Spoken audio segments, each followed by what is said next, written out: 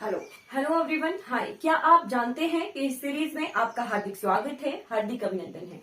आज हम बढ़ रहे हैं अपने 13th चैप्टर की तरफ, जो कि हमें ले जाएगा महाराष्ट्र में। ठीक है, 13th नंबर की क्लास है हमारी और आज हम जो है महाराष्ट्र के बारे में कम्प्लीटली A to Z जो है कवर करने वाले हैं। ठीक है जी, महाराष्ट्र के बारे में हम पढ़ेंगे। महाराष्ट्र ऐसी स्टेट है जहां पर जो है महाराष्ट्र ऐसी स्टेट है जिस स्टेट की जीडीपी जो है, जीडीपी क्या होता है, उसकी ग्रोथ रेट, ठीक है, तो पूरे भारतवर्ष में जो है नंबर 1 रैंक पर है हमारा महाराष्ट्र का जीडीपी। क्लियर हो गया। चलिए आगे बढ़ते हैं। लास्ट क्लास में जब हम गुजरात पढ़ रहे थे तो हमने देखा था कि गुजराती स्पीकिंग पीपल और मराठी स्पीकिंग पीपल्स, ठीक, जो गुजराती बोलते हैं और जो मराठी बोलते हैं उनके बीच जो कॉन्ट्राडिक्शंस चल रही थी, ठीक, उसकी वजह से जो है गुजराती स्पीकिंग पीपल्स के लिए गुजरात बनाया गया और मराठी स्पीकिंग पीपल्स के लिए जो है महाराष्ट्र जो है बनाया गया था। ठीक, तो दोनों ही राज्य गुजरात और महाराष्ट्र का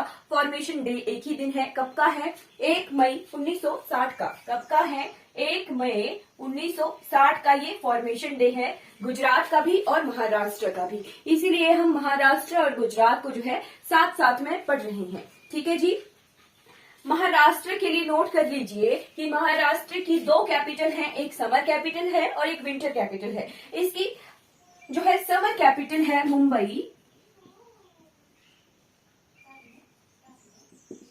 ठीक है, समर कैपिटल है जी मुंबई, और विंटर कैपिटल है इसकी नागपुर। ठीक है, समर कैपिटल मुंबई है और विंटर कैपिटल हमारे महाराष्ट्र की जो है नागपुर है। ठीक, अब इसके बारे में नोट कर लीजिए कि ये सेकंड मोस्ट पॉपुलस स्टेट है। मोस्ट पॉपुलस का मतलब कि यूपी के बाद यहाँ पर दूसरे नंबर की सबसे ज्यादा जनसंख्या है महाराष्ट्र में। ठीक, और एरिया वाइज जो है ये 3rd लार्जेस्ट स्टेट है। ठीक है, 3rd लार्जेस्ट है एरिया वाइज। पहली कौन सी है? पहली स्टेट कौन सी है एरिया वाइज? राजस्थान है, दूसरा हमारा मध्य प्रदेश है और तीसरा हमारा महाराष्ट्र है एरिया वाइज। ठीक है, वैसे ही मोस्ट पॉपुलस में यूपी जो है पहले नंबर पर है, सेकंड नंबर पे हमारे पास आ गया ये महाराष्ट्र स्टेट। ठीक है, आगे बढ़ते रहेंगे तो 3rd रैंक भी हम देख लेंगे कि किस राज्य का जो है 3rd रैंक है पॉपुलेशन में। ठीक, क्लियर हो गया। पहले 1 मई 1960 से पहले इसे कहा जाता था स्टेट ऑफ बॉम्बे के नाम से जाना जाता था, और गुजरात और महाराष्ट्र दोनों ही जो है एक राज्य थे जिसका नाम था बॉम्बे। ठीक है, और फिर महाराष्ट्र राज्य बना। फिर महाराष्ट्र की राजधानी बॉम्बे थी, बॉम्बे से इसे बनाया गया मुंबई। ठीक है, मुंबई। तो मुंबई का क्या अर्थ होता है? तो यहाँ की कुल देवी है मुंबा। ठीक है, कुल देवी का नाम है मुंबा प्लस आई। आई होता है मराठी में माँ। ठीक, तो कुल देवी माँ, कुल देवी माँ के अर्थ से जो है इसे बनाया गया मुंबई शब्द। ठीक है, मुंबई शहर का अर्थ होता है कुल देवी के नाम का अर्थ है। ठीक है, मुंबा आई, कुल देवी है मुंबई की मुंबा देवी। ठीक, और आई का अर्थ होता है मराठी में माँ। ठीक, इसी नाम से जो है मुंबई का नामकरण किया गया, बॉम्बे से मुंबई इसका नाम जो है रखा गया। ठीक है जी, क्लियर हो गया। ये हमने देख लिया फॉर्मेशन कब हुई थी। तो गुजरात और महाराष्ट्र दोनों की फॉर्मेशन 1 मई 1960 को हुई थी। ठीक है, गुजराती बोलने वालों के लिए गुजरात बनाया गया था और मराठी बोलने वालों के लिए जो है महाराष्ट्र बनाया गया था। सेकंड मोस्ट पॉपुलर स्टेट है, दूसरे नंबर की राज्य है जिसमें जनसंख्या ज्यादा है। ठीक है, और 3rd लार्जेस्ट एरिया वाइज ये स्टेट है हमारी महाराष्ट्र। ठीक है, क्लियर हो गया। चलिए आगे बढ़ जाते हैं। अब यहाँ के चलिए सेकंड मोस्ट पॉपुलस है, 3rd लार्जेस्ट है। फर्स्ट ये जीडीपी वाइज जो है फर्स्ट, सभी राज्यों में इसका फर्स्ट रैंक आता है जीडीपी में। ठीक है, फर्स्ट भी है, सेकंड भी है, 3rd भी है। मुंबई हमारी इसकी राजधानी है, समर कैपिटल, और नागपुर इसकी विंटर कैपिटल है। ठीक है, आगे बढ़ जाते हैं। इसके गवर्नर के बारे में देखते हैं। ठीक, गवर्नर, सीएम और हाई कोर्ट। ठीक है जी।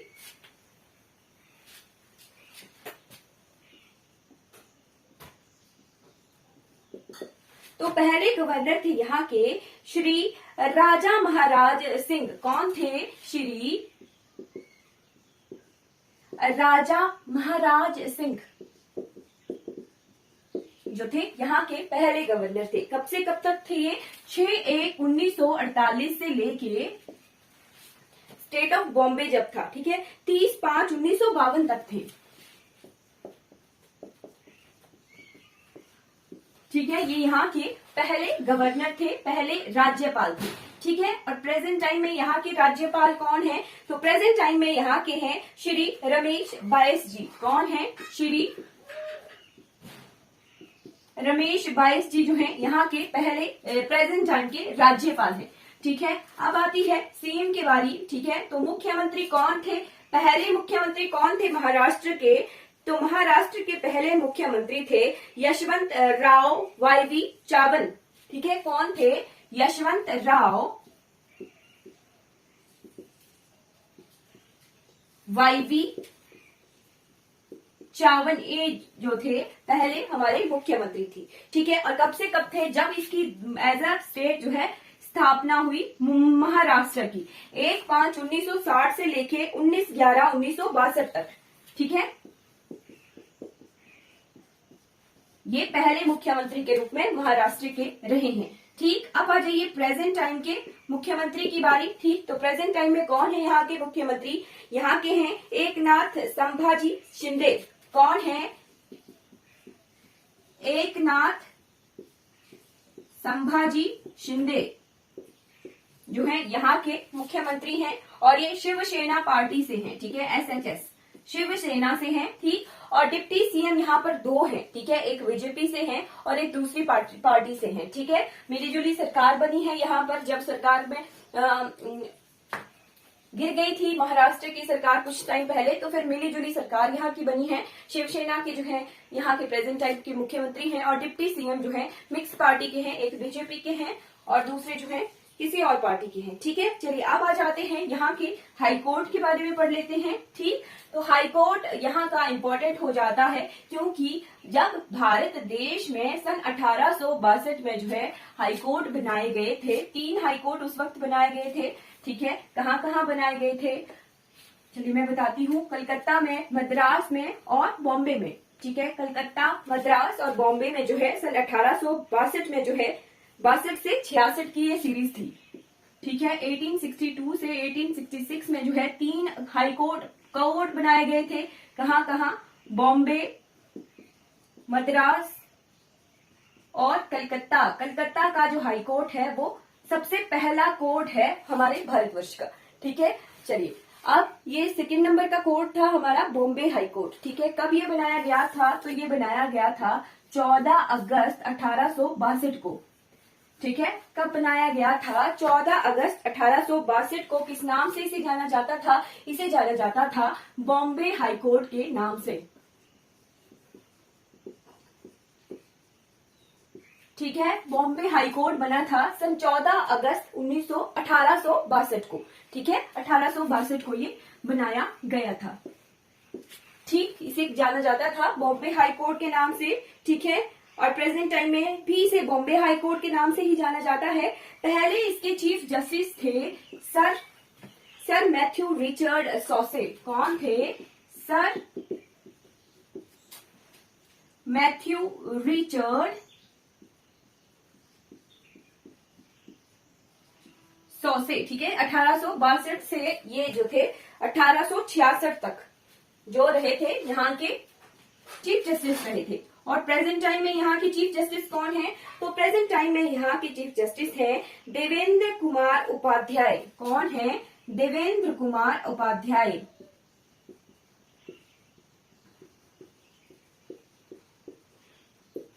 ठीक, अब बारी आती है कि बॉम्बे हाई कोर्ट जो है किस किस राज्य के लिए काम करता है। ठीक, तो एक आ गया महाराष्ट्र। जब हम आगे गोवा पढ़ेंगे तो गोवा के लिए भी यही बॉम्बे हाई कोर्ट से ही लॉ एंड ऑर्डर चलता है, पर गोवा में इसकी एक बेंच है। ठीक है, सीट है पणजी में। ठीक, पर हाई कोर्ट का काम बॉम्बे ही करता है। ठीक है, महाराष्ट्र, गोवा, दमन एंड दीव, दादर एंड नगर हवेली।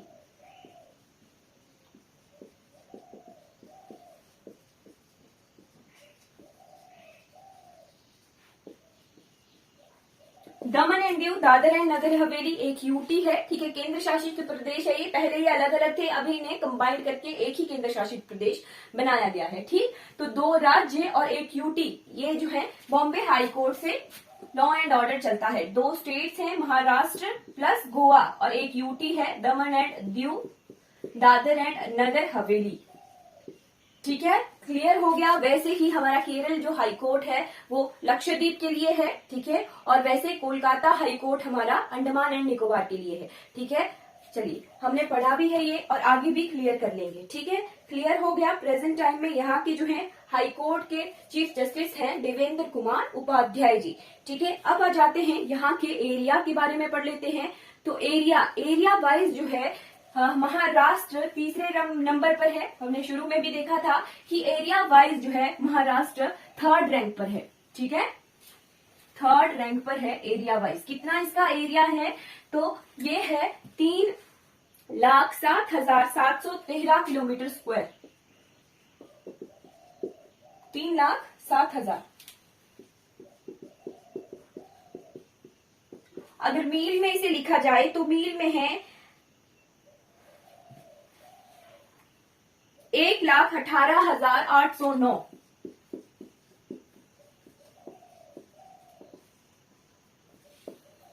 ठीक। और फॉरेस्ट एरिया देख लेते हैं। फॉरेस्ट एरिया कितना है महाराष्ट्र का, तो महाराष्ट्र का फॉरेस्ट एरिया है 61,939 किलोमीटर स्क्वायर।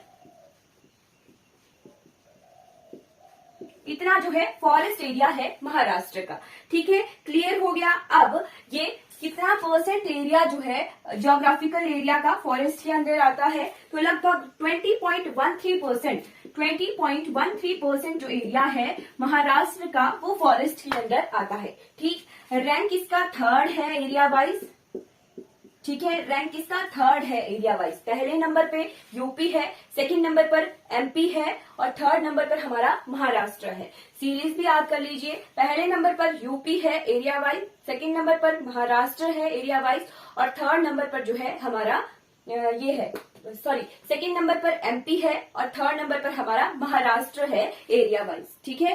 क्लियर हो गया, यूपी, एमपी और महाराष्ट्र, ठीक है, क्लियर हो गया। अब हम जो है मैप की हेल्प से इसकी बाउंड्री और नेवल्स देख लेते हैं, ठीक है, बाउंड्री और नेवल्स।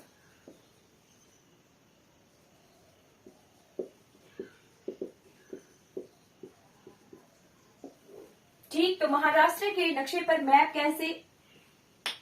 पर जो है महाराष्ट्र कैसे है, इस तरह से, ठीक है। यहाँ जैसे जो है ये पूरा टच नहीं होता, यहाँ जैसे गोवा है, ठीक है, ये इस तरह से जो है महाराष्ट्र भारत के नक्शे पर है, ठीक है। महाराष्ट्र के पड़ोसी कौन है, तो वेस्ट की तरफ इसके अरब सागर है। लास्ट क्लास में शायद किसी को कंफ्यूजन हो कि गुजरात पाकिस्तान के साथ बाउंड्री लगाता है या नहीं लगाता है, तो मैंने मैप की हेल्प से वहां पढ़ाया था कि गुजरात जो है, गुजरात का कच्छ क्षेत्र जो है पाकिस्तान के साथ बाउंड्री लगाता है, और मैंने जगह भी बताई थी जूनागढ़ जिला, ठीक है, जूनागढ़ जिला गुजरात का जो है पाकिस्तान के साथ बाउंड्री लगाता है, ठीक। और ये भी बताया था मैंने लास्ट क्लास में कि जूनागढ़ को जो है पाकिस्तान ने अपने नक्शे में भी दर्शाया है, ठीक है, भारत का जिला है, ठीक, पर पाकिस्तान ने अपने नक्शे में उसे दिखाया है, ठीक है। तो क्लास को ध्यान से देख लिया कीजिए। मैप की हेल्प से मैं जो है बाउंड्रीज भी बताती हूँ, ठीक। इसके वेस्ट की तरफ, पश्चिम की तरफ है अरब सागर, ठीक है, और यहाँ जो है कुछ रीजन में ये गुजरात के साथ बाउंड्री लगाता है। उत्तर में है इसके गुजरात, थोड़ा सा एरिया जो है ये गुजरात के साथ शेयर करता है, और थोड़ा सा एरिया ये जो है मध्य प्रदेश के साथ शेयर करता है, ठीक है। हमारे साथ पूरा एक्सटेंशन यहाँ है ना मध्य प्रदेश में, ये यहाँ तक जाते हैं, महाराष्ट्र से भी ये गुजरते हैं, ठीक है। फिर इस तरफ दूसरी तरफ ये छत्तीसगढ़ के साथ बाउंड्री लगाता है। छत्तीसगढ़ आया इसके ईस्ट की तरफ, ठीक, ईस्ट की तरफ, और ये जो ये वाला क्षेत्र है ना, ये आ गया हमारा कर्नाटका का, साउथ में आ गया कर्नाटका प्लस गोवा, ठीक है, साउथ में आ गया कर्नाटका प्लस गोवा, ठीक। और थोड़ा सा क्षेत्र जो है इसका तेलंगाना के साथ भी लगता है, ठीक, ये ऐसे तीखा जैसा है, ठीक है। और यहाँ को जो है ये हल्का सा तेलंगाना के साथ भी जो है बाउंड्री शेयर करता है, साउथ जो ईस्ट में छत्तीसगढ़ है, नॉर्थ में मध्य प्रदेश प्लस गुजरात है, साउथ में कर्नाटका प्लस गोवा है, साउथ ईस्ट में तेलंगाना है और वेस्ट में इसके अरब सागर है। ठीक है, नोट कर लिया होगा आई होप आपने।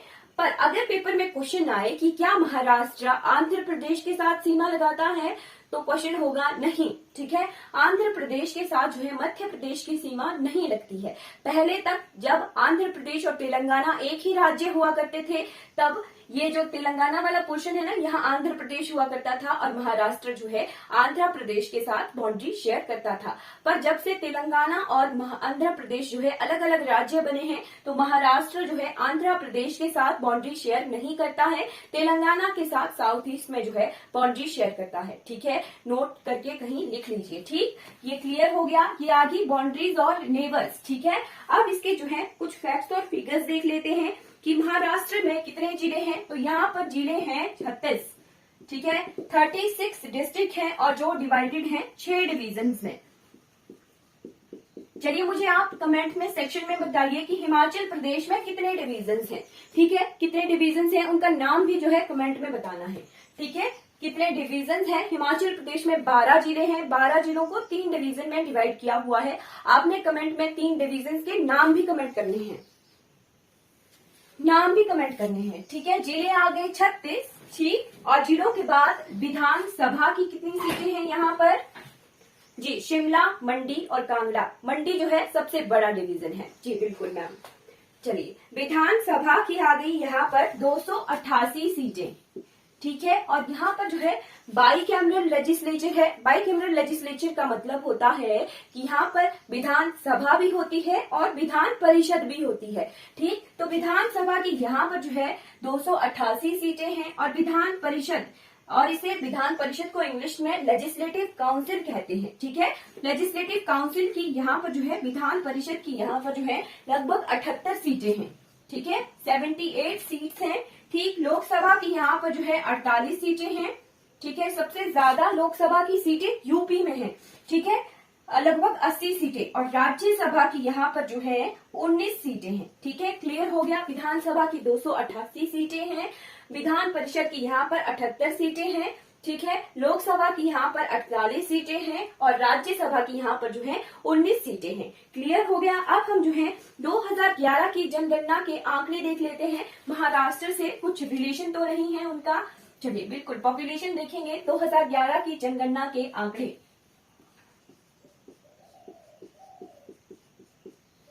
ठीक, तो 2011 की जनगणना के अनुसार यहाँ की जनसंख्या लगभग जो है 11.24 करोड़ है। ठीक है, अगर पूरे ही फिगर्स देखने हो तो है 11,23,74,333। ठीक है, इतनी जनसंख्या है यहाँ की महाराष्ट्र की। ठीक, क्लियर हो गया। इसके बाद आ जाइए कि महाराष्ट्र में जो है पॉपुलेशन डेंसिटी कितनी है। पॉपुलेशन डेंसिटी यानी जनसंख्या घनत्व। ठीक, हिमाचल प्रदेश का जनसंख्या घनत्व कमेंट कीजिए। जनसंख्या घनत्व होता है प्रति वर्ग किलोमीटर स्क्वायर में कितने व्यक्तियों की क्षमता है। ठीक है, तो यहाँ की क्षमता है 370 किलोमीटर स्क्वायर। ठीक है, पॉपुलेशन डेंसिटी आ गई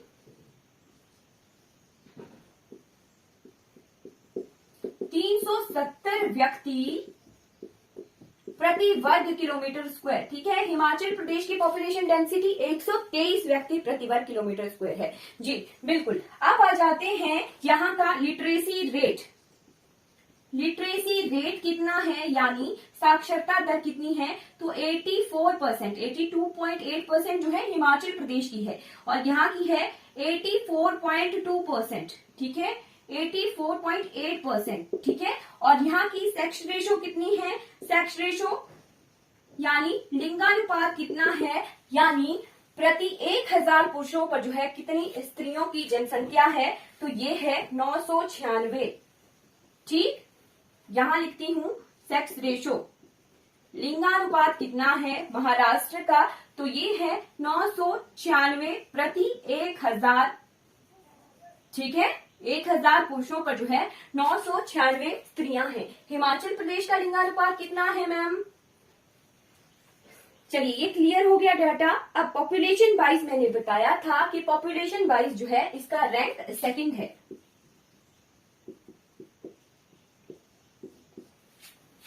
हाँ जी बिल्कुल 972 पर 1000 जो है यहाँ का हिमाचल प्रदेश का सेक्स रेशियो है, और यहाँ का है 996 पर 1000। ठीक है, ये क्लियर हो गया। ये कुछ आंकड़े हैं 2011 की जनगणना के अनुसार के। ठीक है, अब हम जो है यहाँ के स्टेट सिंबल्स देख लेते हैं।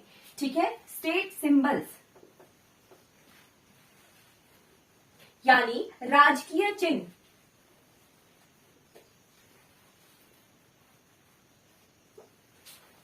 ठीक है जी, राजकीय चिन्ह महाराष्ट्र के जो है राजकीय चिन्ह। एक सेकेंड, चलिए स्टेट सिंबल्स ऑफ महाराष्ट्र।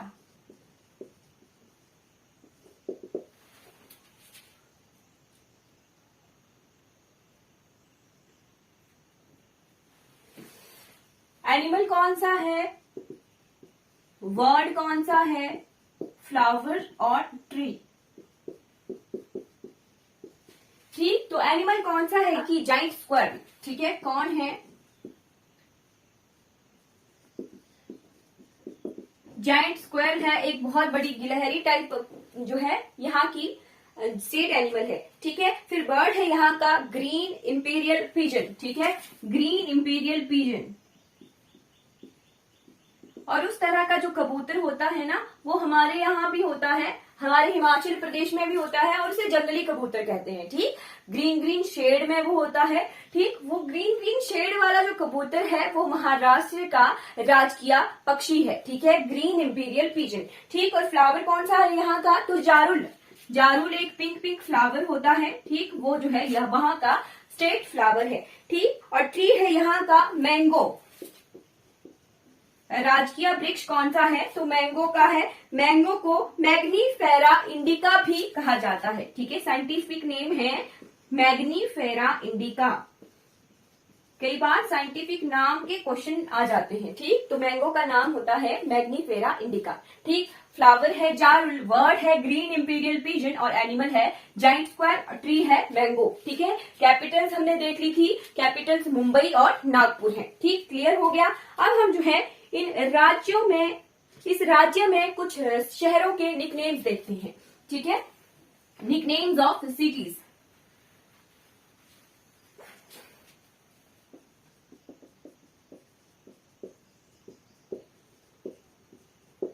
ठीक, तो मुंबई की बारी आती है। मुंबई को कहा जाता है सपनों का शहर, माया नगरी। ठीक है, कहा जाता है ना सिटी ऑफ ड्रीम्स, सपनों का शहर। बहुत लोग जो हैं एक्टर बनने के लिए मुंबई जाते हैं। ठीक, तो मुंबई कहलाती है city of dreams, city of 7 islands. 7 islands. ठीक है, 7 द्वीपों का शहर। उसके बाद आ गया फाइनेंशियल कैपिटल ऑफ इंडिया। ठीक है,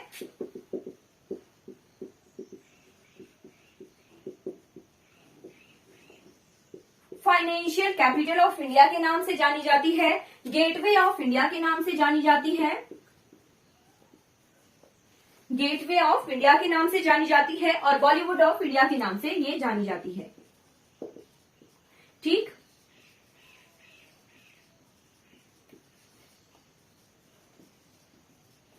ये जो कुछ नाम है ये मुंबई शहर के हैं। मुंबई के बाद नागपुर। ठीक है, नागपुर भी कैपिटल है, विंटर कैपिटल है हमारे महाराष्ट्र की। नागपुर में ऑरेंजेस की पैदावार जो है बहुत ज्यादा होती है। ठीक, तो नागपुर को कहा जाता है ऑरेंज सिटी। ठीक है, नागपुर के बाद आ जाइए आप पुणे, थाने। थाने को कहा जाता है सिटी ऑफ लेक्स। ठीक, अब आप बोलोगे मैम आपने जो है सिटी ऑफ लेक्स में जब एमपी पढ़ाया था तो भोपाल को बोला था, राजस्थान पढ़ाया था तो उदयपुर को भी जो है सिटी ऑफ लेक्स कहा था। अब महाराष्ट्र में पहुंच गए और सिटी ऑफ लेक्स थाने को भी बोल दिया। तो बहुत ऐसे शहर होते हैं, ऐसा नहीं होता कि एक शहर का एक ही नाम होगा और वो फिक्स्ड है। ठीक नहीं, उस राज्य में पर्टिकुलर किसी शहर को जो है उस नाम से बुलाया जा सकता है। ठीक है, वो फिक्स नहीं होता। कुछ एक चीजें होती हैं जैसे वर्ल्ड वाइड जिसे जाना जाता है वो फिर एक ही नाम होता है। ठीक है, जैसे हमारा ताज है ना, ताजमहल वो एक ही है। ठीक, तभी आगरा को सिटी ऑफ ताज कहा जाता है, ठीक है, और वो वर्ल्ड वाइड जाना जाता है, ठीक है। चलिए, थाने के बाद आ गया पुणे, ठीक है। पुणे भी जो है मुंबई का एक बड़ा शहर है। पुणे को कहा जाता है क्वीन ऑफ डेक्कन। डेक्कन हुआ जी दक्कन, ठीक है, दक्कन की क्वीन कहा जाता है। दक्कन का पठार हमने पढ़ा था ना, महाराष्ट्र, कर्नाटक और तेलंगाना, 3 राज्यों को मिलाकर दक्कन का पठार बना था, ठीक। तो क्वीन ऑफ दक्कन कहा गया, दक्कन की रानी कहा गया पुणे को, ठीक है। अब पुणे के बाद आ जाइए कोल्हापुर। कोल्हापुर की चप्पल को जीआई टैग मिला हुआ है, ठीक है। 5वें नंबर पे कोल्हापुर। कोल्हापुर को कहा जाता है सिटी ऑफ रेसलर्स, ठीक है, सिटी ऑफ रेसलर्स कहा जाता है कोल्हापुर को, ठीक। अब आ जाइए, एक शहर रह गया हमारा नासिक। मैं मिटा देती हूँ मुंबई वाला पोर्शन, ठीक है। नासिक नासिक के भी ज्यादा नाम है, ठीक है। छठा शहर आ गया हमारा नासिक, ठीक। तो नासिक को कहा जाता है कैलिफोर्निया ऑफ इंडिया,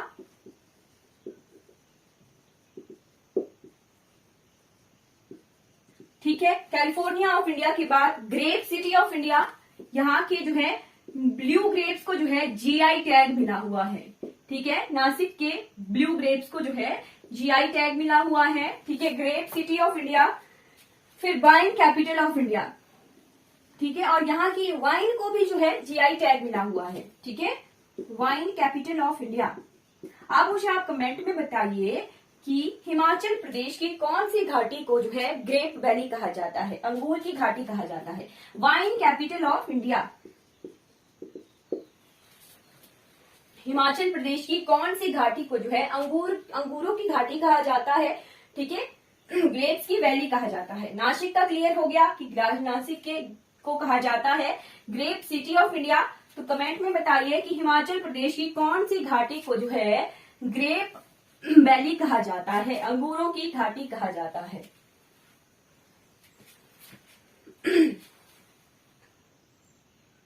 हाँ जी, बिल्कुल, किन्नौर के रिब्बा को कहा जाता है अंगूरों की घाटी, ठीक। चलिए आगे बढ़ जाते हैं। अब यहाँ के जो है हम ट्राइब्स देखेंगे, आर्ट एंड कल्चर की तरफ बढ़ जाते हैं, ठीक है। तो सबसे पहले यहाँ की बाशिंदी ट्राइब्स, ठीक है, जो जनजातियां यहाँ रहती हैं, जनजातियों में नोट कर लीजिए कोली, कतकारी, कोली, कतकारी, ओरांव, वर्लीज,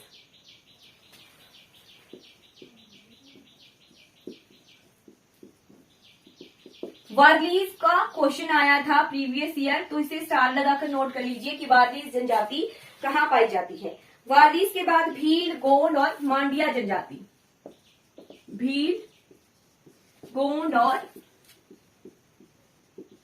मांडिया जनजाति जो है यहाँ पर पाई जाती है, ठीक। अब इसके बाद आ जाइए यहाँ की डांस फॉर्म्स, ठीक है, डांस फॉर्म्स यानी जो नृत्य, लोक नृत्य परफॉर्म किए जाते हैं, ठीक है। अभी तक मैंने एक ही राज्य पढ़ाया है यूपी, जहाँ पर एक शास्त्रीय नृत्य होता था कथक, और कोई राज्य नहीं पढ़ाया शास्त्रीय नृत्य से रिलेटेड, ठीक है। बाकी ये सारे जो है फोक डांसेस हैं, लोकल डांसेस हैं जो लोकली परफॉर्म किए जाते हैं। यहाँ का है लावणी। लावणी जो है बहुत फेमस नृत्य है महाराष्ट्र का, ठीक है, और इसका पेपर में क्वेश्चन भी आया था, ठीक। तो नोट कर लीजिए लावणी। तमाशा, तमाशा का भी पेपर में क्वेश्चन आया था। तमाशा एक तरह का लोक नाट्य है, ठीक है, फोक प्ले की तरह होता है, ठीक। और तमाशा कहाँ किया जाता है, तो महाराष्ट्र में किया जाता है, ठीक है, तमाशा, ठीक। और तमाशा का पेपर में क्वेश्चन आया था। तमाशा, तमाशा के बाद कोली डांस, कोली डांस के बाद आ गई डिंडी, धनगारी, गज और काला, ये अलग तरह के जो है डांसेस हैं। लावणी और तमाशा को जो है आप स्टार लगाकर नोट कर लीजिएगा, ठीक है। अब इसके बाद आ जाइए यहाँ के रीजनल फेस्टिवल्स की तरफ, ठीक है, जो त्योहार लोकली मनाए जाते हैं, ठीक है। फेस्टिवल्स कौन कौन से मनाए जाते हैं यहाँ पर रंग पंचमी, रंग पंचमी, रंग पंचमी मनाई जाती है, दशहरा, और मुंबई की गणेश चतुर्थी बहुत फेमस है। गणपति बप्पा मोरिया। ठीक है, गणेश चतुर्थी जो है बहुत फेमस है, बहुत धूमधाम से मनाई जाती है महाराष्ट्र में गणेश चतुर्थी। ठीक है, गणेश चतुर्थी के बाद आ जाइए नाग पंचमी, भी बहुत फेमस है यहाँ की। ठीक है, बहुत जोरों शोरों से मनाई जाती है नाग पंचमी। नाग पंचमी के बाद एक पेपर में क्वेश्चन आए गुड़ी पड़वा। गुड़ी पड़वा को नोट कर लीजिए, गुड़ी पड़वा का क्वेश्चन आया था कि गुड़ी पड़वा जो है कहाँ मनाया जाता है। ठीक है, तो गुड़ी पड़वा जो है महाराष्ट्र में मनाया जाता है। गुड़ी पड़वा के बाद पोला और एलोरा फेस्टिवल। आगे हम देखेंगे कि एलोरा की जो है गुफाएं हैं महाराष्ट्र में, एलोरा और अजंता की। ठीक है, क्लियर करेंगे कि अजंता पुरानी है कि एलोरा पुरानी है। ठीक है, ये कुछ जो है त्योहार हैं, रीजनल त्योहार हैं हमारे महाराष्ट्र के। ठीक, गुड़ी पड़वा, गणेश चतुर्थी को नोट कर लीजिए, नाग पंचमी को नोट कर लीजिए कि ये महाराष्ट्र के जो है मुख्य त्योहार हैं। ठीक है, अब आ जाते हैं इसमें यूनेस्को वर्ल्ड हेरिटेज साइट्स। ठीक, कि महाराष्ट्र के जो है कौन सी जगहों को जो है यूनेस्को वर्ल्ड हेरिटेज साइट में जो है शामिल किया गया है। ठीक है,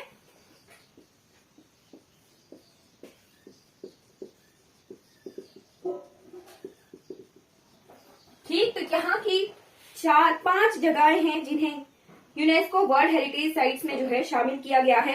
सबसे पहले CSMT, छत्रपति शिवाजी महाराज टर्मिनस। ठीक है, CSMT ये क्या है? रेलवे स्टेशन है।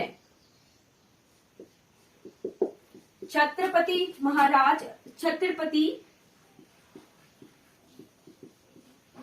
शिवाजी महाराज टर्मिनस।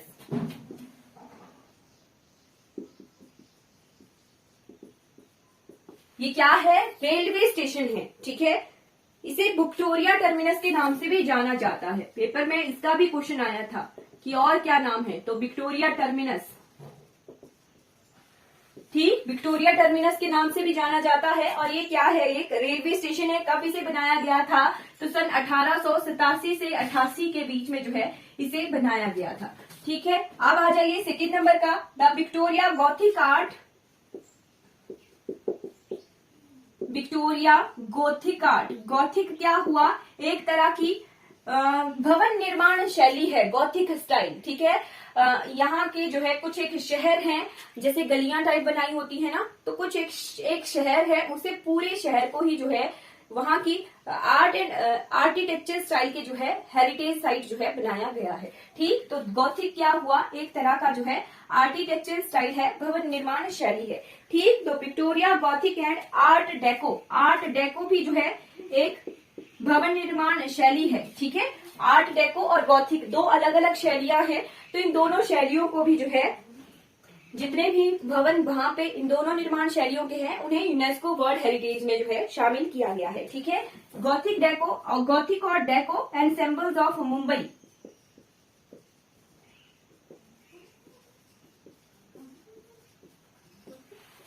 ठीक, ये सन 1862 के हैं। ठीक, फिर तीसरे नंबर पे आ जाइए, यहाँ की एलिफेंटा केव्स। एलिफेंटा केव्स। ठीक, एलिफेंटा केव्स कब की बनी हुई हैं? तो ये बनी हुई हैं 5वीं से 8वीं शताब्दी की। ठीक है, 5वीं से 8वीं शताब्दी की जो है ये बनी हुई हैं। ठीक है, फिर उसके बाद आ जाइए एलोरा केव्स।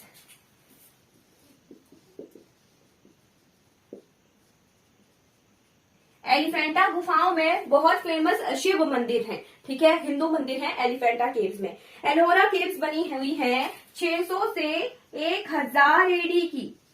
ठीक है, 600 से 1000 मतलब एलिफेंटा के बाद बनी हुई है एलोरा। ठीक, और सबसे पुरानी है यहाँ की अजंता। आप मुझे बताइए कि हिमाचल प्रदेश में अजंता और एलोरा किन किन जगहों को जो है अजंता कहा जाता है और किसे जो है एलोरा कहा जाता है? हिमाचल प्रदेश का अजंता और हिमाचल प्रदेश का एलोरा। ठीक, अजंता केव्स हैं। अजंता केव्स 2nd BC, ठीक, before the birth of Christ. ठीक है, से लेके 2nd BC के बाद 1st BC आएगा, फिर 0 उल्टी चलती है ना BC वाली गिनती। ठीक, फिर उसके बाद 6th सेंचुरी तक ये बनी हुई है। ठीक है, मतलब कि पुरानी भी है यहाँ पर। ये तो 5वीं शताब्दी के बाद बन रही थी एलिफेंटा केव्स। ठीक है, अजंता केव सबसे पुरानी है, 2nd BC से लेके 6th सेंचुरी तक ये बनी हुई है। ठीक है जी, मुझे बताइए कि हिमाचल प्रदेश का अजंता कौन है और हिमाचल प्रदेश का एलोरा कौन है। ठीक, अगर नहीं पता है तो आपके लिए होमवर्क रहा, हिमाचल प्रदेश का अजंता कौन है और हिमाचल प्रदेश का एलोरा कौन है। ठीक, कंफ्यूजन ना हो उसके लिए कि पता नहीं मैंने क्या बोल दिया। ताबो मठ और मशरूर रॉक कट टेम्पल तो सुने ही होंगे आपने, इन दोनों को अजंता और एलोरा कहा जाता है। ठीक है, कमेंट जल्दी नहीं आया। ठीक, ये कुछ आगे UNESCO world heritage site Maharashtra की। ठीक, अब इसके बाद जो है हम जल्दी कवर करेंगे हिमाचल, इसके national park, wild life sanctuary और बर्ड सेंचुरीज। ठीक है जी बिल्कुल मैम।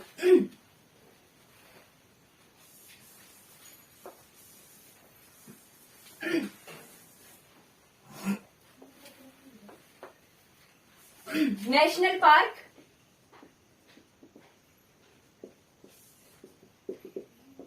वाइल्ड लाइफ सेंचुरीज और बर्ड सेंचुरीज, अब ये तीनों चीजें हम जल्दी से कवर करेंगे। ठीक है, तो Chandoli national park, Sanjay Gandhi national park, ठीक है, संजय गांधी नेशनल पार्क मुंबई शहर में है, बोरीवली जगह पर। ठीक है, Navegaon national park, Navegaon national park के पास Tadoba national park, Tadoba national park के बाद आ जाइए Gugamal national park, Gugamal national park. ये जो है महाराष्ट्र के इंपॉर्टेंट नेशनल पार्क हैं। ठीक, अब नेशनल पार्क के बाद आ जाइए यहाँ की वर्ल्ड सेंचुरीज। वर्ल्ड सेंचुरीज भी यहीं पर ही है, इन्हीं में ही है। कुछ वाइल्ड लाइफ सेंचुरीज देख लेते हैं। ठीक है,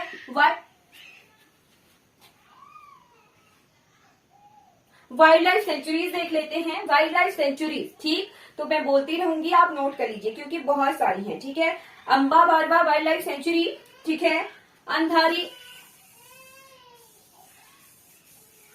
Amba Barwa wild life sanctuary, Andheri wild life sanctuary, Bamigadh wild life sanctuary, Bhima Shankar wild life sanctuary, Bor wild life sanctuary. Bor wild life sanctuary को नोट कर लीजिए, इसका पेपर में क्वेश्चन आता है। ठीक है, bore wild life sanctuary. Bore जो है महाराष्ट्र में बोर नाम से है और एमपी की तरफ ये बोरी नाम से है। ठीक है, मध्य प्रदेश की तरफ ये बोरी वाइल्ड लाइफ सेंचुरी के नाम से है और महाराष्ट्र की तरफ ये बोर वाइल्ड लाइफ सेंचुरी के नाम से है। ठीक, बोर के बाद Chaprala wild life sanctuary, Deulgaon Rehekuri wild life sanctuary, Gautala wild life sanctuary, Ghat. ठीक है, फिर है जायकवाड़ी। जायकवाड़ी का भी पेपर में क्वेश्चन आया था। Jayakwadi wild life century. ठीक, उसके बाद Kalsubai Harishchandra wild life century. Kalsubai जो है नोट कर लीजिए, कलसूबाई जो है महाराष्ट्र की सबसे ऊंची पर्वत चोटी है, मैंने बार बार बताया था। ठीक है, कलसूबाई के पास है त्र्यंबकेश्वर। ठीक है, त्र्यंबकेश्वर जो है बहुत इंपॉर्टेंट जो मंदिर वहां का है। ठीक, तो नासिक ये सारा क्षेत्र हुआ कलसूबाई त्र्यंबकेश्वर वाला और जगह आ गई नासिक। ठीक है, तो यहाँ से निकलती है हमारी कौन सी नदी निकलती है यहाँ से? गोदावरी नदी यहाँ से निकलती है। कलसूबाई, नासिक, त्र्यंबकेश्वर, तीनों जगहों को याद रखना है।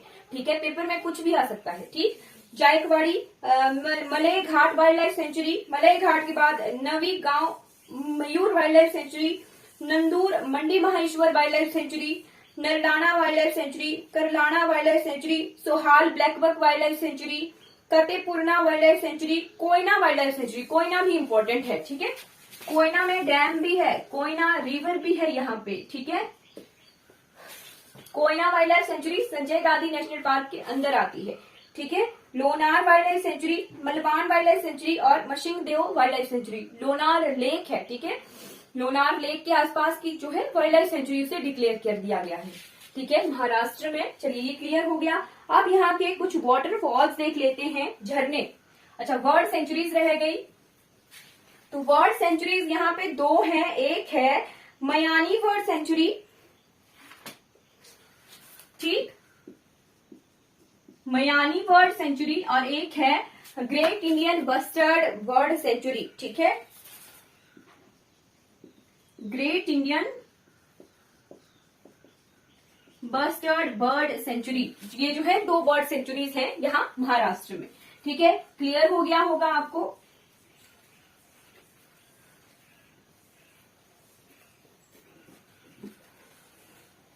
चलिए अब आ जाते हैं यहाँ के वाटरफॉल्स, ठीक, झरने, झरने नहीं बोलते हैं, जीके में कहा जाता है जलप्रपात। तो झरने यहाँ पर हैं, रंधा फॉल्स जो परवरा नदी पर है, ये परवरा नदी पर है। रंधा फॉल्स के बाद लिंगमाला फॉल्स,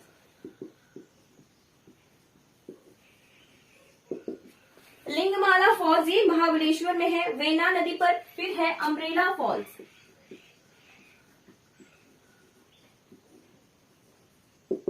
अम्ब्रेला फॉल्स हमारे परवरा नदी पर ही है। चौथे नंबर के फॉल्स आ गए हमारे सोमेश्वर दूध सागर, ठीक है, सोमेश्वर ये नासिक में है, गोदावरी नदी पर, नासिक में है गोदावरी नदी पर, ठीक। सोमेश्वर के बाद आ जाइए पुणे फॉल्स, पुणे फॉल्स के बाद वजरई फॉल्स, वजरई फॉल्स के पास दभोसा फॉल्स,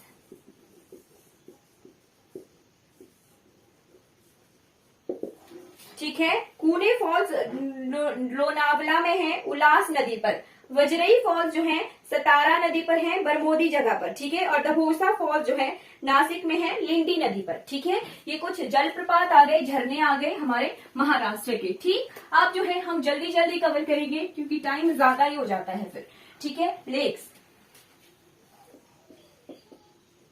ठीक है, लेक्स, रिवर्स और डैम्स, ठीक, ये जल्दी जल्दी कवर करेंगे। लेक्स में आ गया सुखाबारी lake, Ambazari lake, Gorewada lake और फातुला लेक, ये चारों जो है नागपुर में है। सुखाबारी, गोरेवाड़ा, फातुला और अंबाजारी, ये सारे लेक्स जो हैं नागपुर में हैं, ठीक है। उसके बाद आ जाइए लोनार लेक, लोनार लेक जो है सबसे बड़ी क्रेटर झील है, क्रेटर झील है, ठीक है, ये बुल्दाना डिस्ट्रिक्ट में है। क्रेटर भी है ये प्लस लेगून है, ठीक है, क्रेटर प्लस लेगून है, लेगून मतलब खारे पानी की झील है और क्रेटर यानी ये एस्टेरॉइड्स के उल्का पिंडों के गिरने से बनी हुई है। तीन चीजें नोट करनी है यहाँ पर, जो है बहुत समय पहले ज्वालामुखी उद्गार भी हुआ करते थे, ठीक है। तो ज्वालामुखी उद्गार का मुख भी है ये लोनार झील, तीनों चीजें हैं, ज्वालामुखी उद्गार का ये मुख भी है, ठीक, और क्रेटर भी है। क्रेटर जो होता है वो ज्वालामुखी के मुख को ही कहा जाता है, ठीक है, क्रेटर भी है, ठीक। और कुछ जगहों पर कहा जाता है कि ये मेटेरॉइड्स, एस्टेरॉइड्स के गिरने से ये बनी है, ठीक। तो तीनों चीजें हैं यहाँ पर, ठीक है, क्रेटर भी है, खारे पानी की भी ये झील है। और खारे पानी की झील में इसकी जो है एक खास बात है कि इसकी सैलिनिटी जो है हर दिन जो है इंक्रीज हो रही है, क्योंकि ये अंदर ही अंदर है और केमिकल रिएक्शन जो है इसमें ड्रास्टिकली होते हैं, इंक्रीज हो रहे हैं, ठीक। तो इसकी सैलिनिटी भी इंक्रीज हो रही है, ठीक है। चलिए लेगून लेक के बारे में, लोनार के बारे में पढ़ लिया। लोनार के बाद तीसरा आ गया वेना लेक, वेना लेक पर वेना नदी भी है, ठीक है। वेना लेक ये महाबलेश्वर में है। पुवारी झील, पुवारी लेक के बाद विहार लेक, बिहार लेक और रणकाला लेक, रणकाला लेक, ठीक है। ये जो पुवारी झील है ये आईआईटी बॉम्बे जो कैंपस है वहां पर है, ठीक है। पुवारी झील, वेना लेक महाबलेश्वर में है, ठीक है। चलिए नोट कर लिया होगा आई होप आपने। अब देख लेते हैं कुछ रिवर्स, इंपॉर्टेंट रिवर्स, ठीक। तो नदियां कौन कौन सी बहती हैं यहाँ से बहती है ताप्ती, भीमा, भीमा नदी को कुछ देर बाद जो है चंद्रभागा के नाम से भी जाना जाता है। नर्मदा भी बहती है, थोड़ा सा क्षेत्र है नर्मदा का, फिर ये गुजरात जाती है। नर्मदा, कोयना, पेनगंगा, पेनगंगा बहती है। पेनगंगा के बाद पेंच नदी भी यहाँ बहती है। ठीक है, ये कुछ नदियां हैं महाराष्ट्र की। ठीक, अब देखते हैं कुछ इंपॉर्टेंट डैम्स महाराष्ट्र के। ठीक है,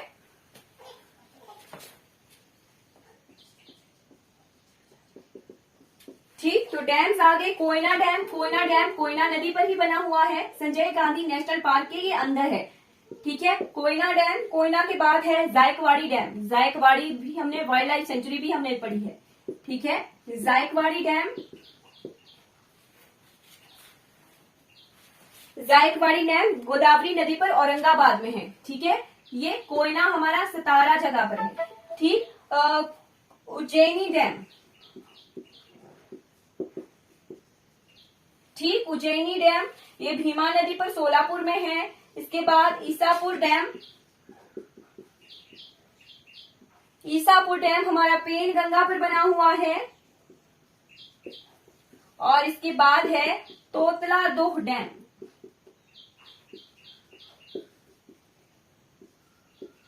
ये पेंच नदी पर नागपुर में बना हुआ है। ठीक है, ये कुछ इंपॉर्टेंट डैम्स क्लियर हो गए। अब आते हैं यहाँ के इंटरनेशनल एयरपोर्ट और स्टेडियम्स देख लेते हैं। अच्छा, पावर प्लांट रह गए। पावर प्लांट्स, तो पावर प्लांट यहाँ पर 3 तरह के हैं। थर्मल पावर प्लांट, ठीक है, थर्मल पावर प्लांट में Chandrapur thermal power station, Chandrapur thermal power station के बाद है जी रतन इंडिया थर्मल पावर स्टेशन।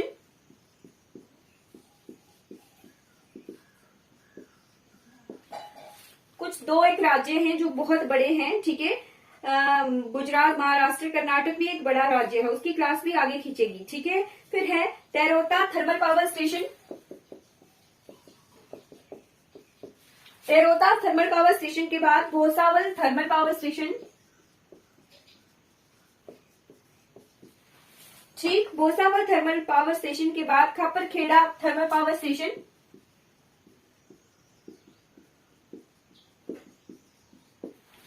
उसके बाद है जी पारली थर्मल पावर स्टेशन। और एक है यहाँ पे जो हाइड्रो भी है और थर्मल भी है, जिसका नाम है भियापुरी। भियापुरी मुंबई, मुंबई में है ये। थर्मल प्लस हाइड्रो है, यहाँ पर थर्मल भी है और हाइड्रो भी है। ठीक, अब कुछ हाइड्रो पावर प्लांट्स देख लेते हैं। ठीक, तो हाइड्रो है कोयना, कोयना डैम वाला जो जगह, महागिंकू,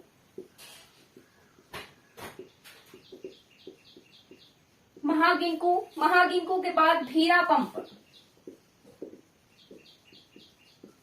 भीरा पंप के बाद आ जाइए घाट घर पंप,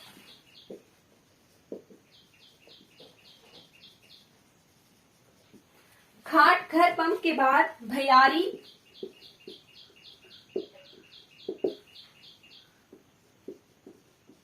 खोपली, भीतर तेल,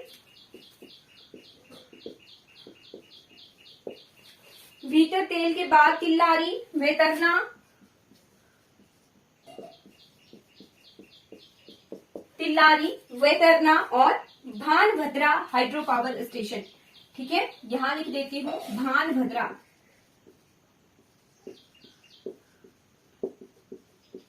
ठीक, और एक है यहाँ पर nuclear power plant. Nuclear power plant सबसे पुराना Tarapur atomic power station. Tarapur atomic power station ये क्या है? न्यूक्लियर पावर प्लांट है महाराष्ट्र का। ठीक है, अब आ जाते हैं यहाँ के इंपॉर्टेंट एयरपोर्ट्स के बारे में। ठीक, तो हमने रेलवे स्टेशन का नाम देखा था छत्रपति महाराज रेलवे स्टेशन। ठीक, अगर छत्रपति महाराज इंटरनेशनल एयरपोर्ट आ जाए तो वो भी कहाँ है? महाराष्ट्र में है। ठीक है, छत्रपति महाराज इंटरनेशनल एयरपोर्ट, छत्रपति शिवाजी महाराज, ठीक है, CSMI एयरपोर्ट। आई से हो गया इंटरनेशनल, ठीक है। छत्रपति शिवाजी महाराज इंटरनेशनल एयरपोर्ट ये कहां पर है, ये मुंबई में है, ठीक है। और एक और यहाँ पे इंटरनेशनल एयरपोर्ट है जिसका नाम है doctor Baba Saheb international airport, ये नागपुर में है। Doctor Baba Saheb international airport ये कहां पर है, ये नागपुर में है, ठीक है। क्लियर हो गया। अब पुणे एयरपोर्ट, ये कुछ लोकल एयरपोर्ट हैं। ओझर एयरपोर्ट और पांचवा है Aurangabad airport.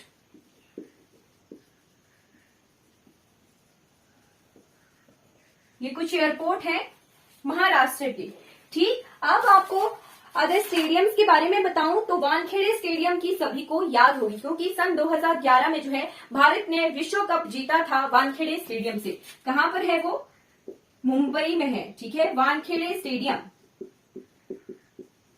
Wankhede international cricket stadium,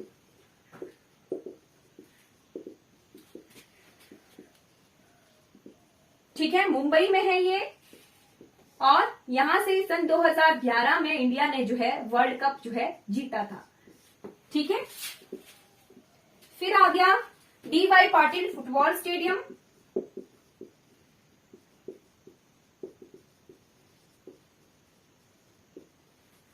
ठीक। विद्यावात क्रिकेट एसोसिएशन,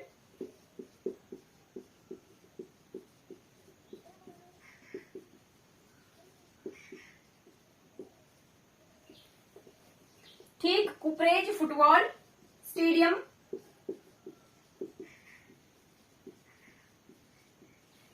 ठीक है। और Mahindra hockey stadium,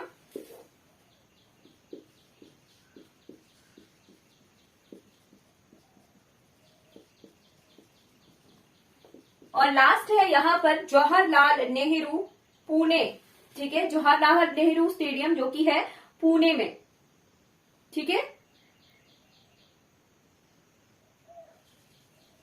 Jawaharlal Nehru stadium ये कहां पर है, पुणे में है, ठीक है। क्लियर हो गए, ये आगे हमारे स्टेडियम और एयरपोर्ट, ठीक। क्लियर हो गया। अब हम देख लेते हैं यहाँ के इंपॉर्टेंट मॉन्यूमेंट्स और tourism attractions.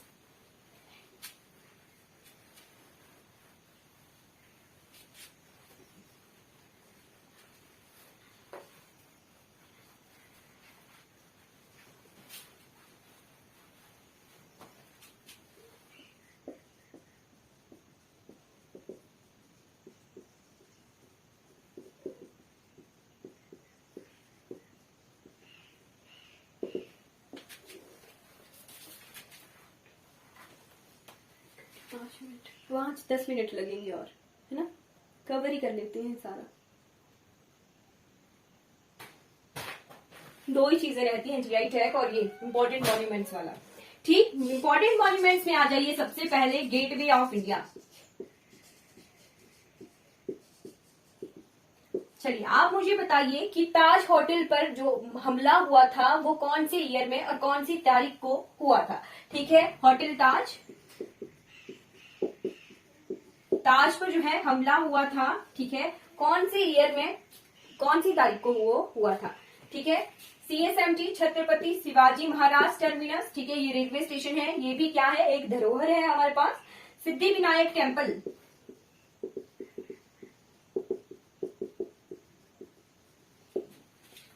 Siddhi Vinayak temple, ठीक है। सिद्धि विनायक टेम्पल के बाद भीमा शंकर टेम्पल, ये पुणे में है।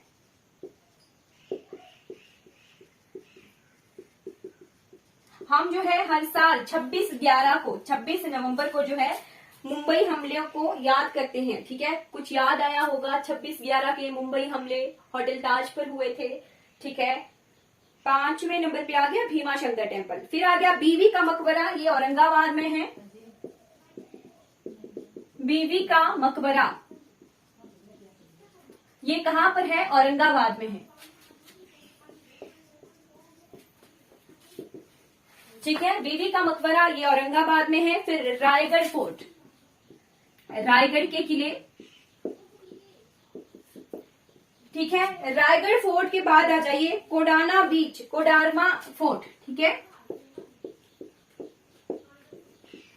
कोडरमा के किले, ठीक है। कोडरमा के बाद अजंता की गुफाएं, एलोरा की गुफाएं, एलिफेंटा की गुफाएं, ये सभी जो है टूरिज्म अट्रैक्शंस हैं, मॉन्यूमेंट्स भी हैं,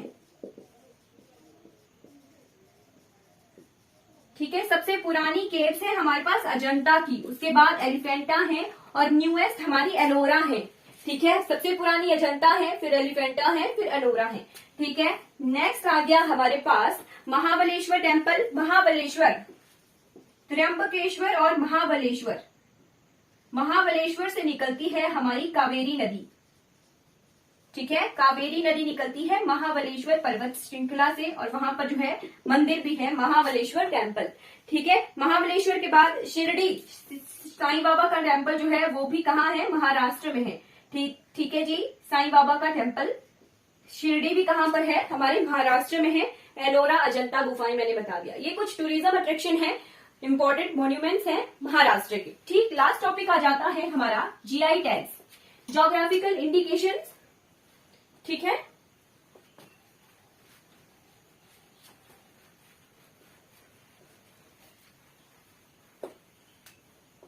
महाराष्ट्र की कौन कौन सी जगहों और कौन कौन सी चीजों को जो है जीआई टैग्स मिले हुए हैं, ठीक है। जीआई टैग्स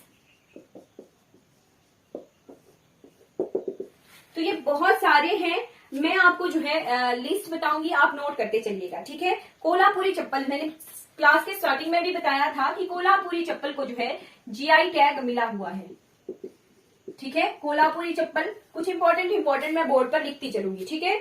फिर कोल्हापुर की जैगरी, जैगरी यानी गुड़, ठीक है, तो कोल्हापुर के गुड़ को जीआई टैग मिला हुआ है। फिर है महाबलेश्वर की स्ट्रॉबेरी, ठीक है, महाबलेश्वर की स्ट्रॉबेरी को जीआई टैग मिला हुआ है।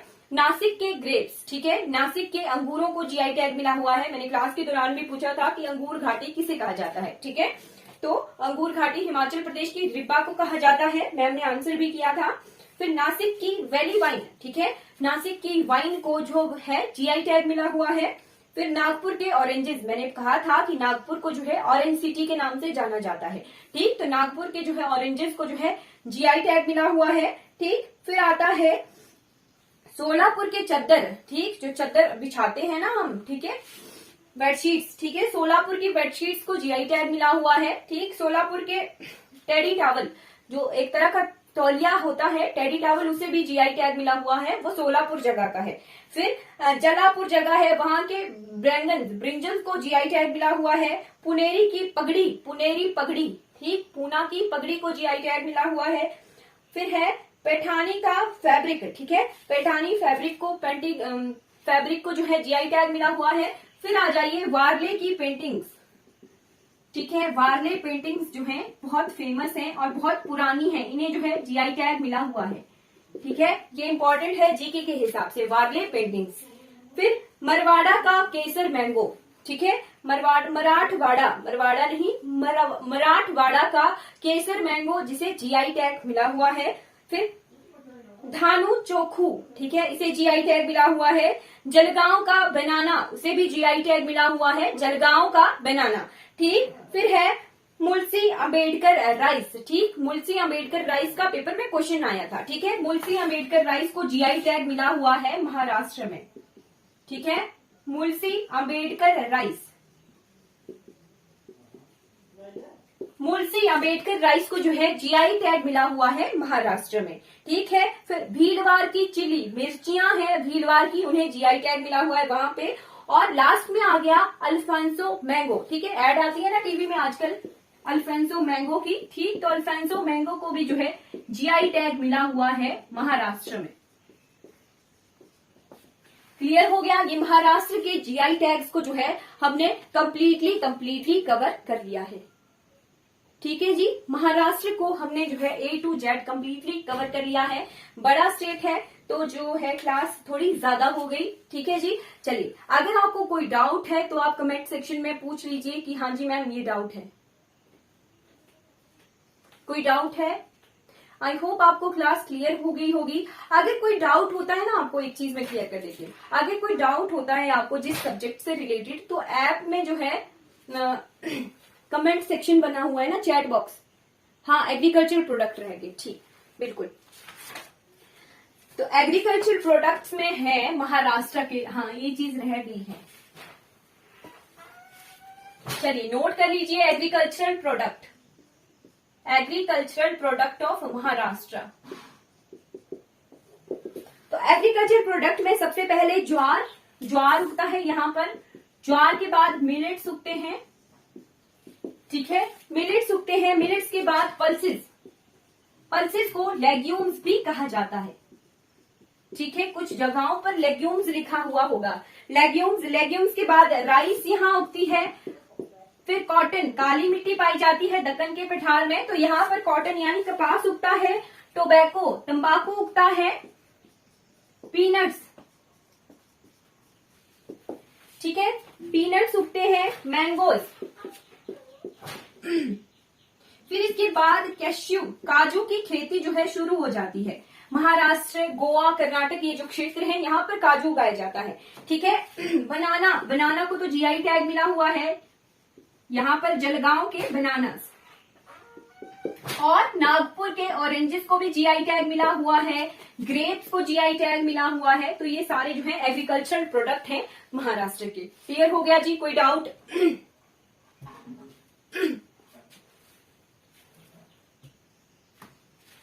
चलिए, हमने महाराष्ट्र के बारे में एक टॉपिक रह गया था, बीच में छूट गया, ये एग्रीकल्चरल प्रोडक्ट का, वो भी कवर कर लिया हमने, जो है महाराष्ट्र के बारे में कंप्लीटली कवर कर लिया। एक चीज क्लियर हो गया होगा, ठीक। तो आज की क्लास हमारी कंप्लीट हो जाती है। चलिए, thank you so much for watching this class. अगर आपको ये वीडियोस अच्छी लगती हो तो लाइक कीजिए, सब्सक्राइब कीजिए मेरे चैनल को, और दूसरों तक जो है इन वीडियोस को जरूर पहुंचाइए जिन्हें इन वीडियोस से हेल्प हो सके। Thank you so much for watching this class.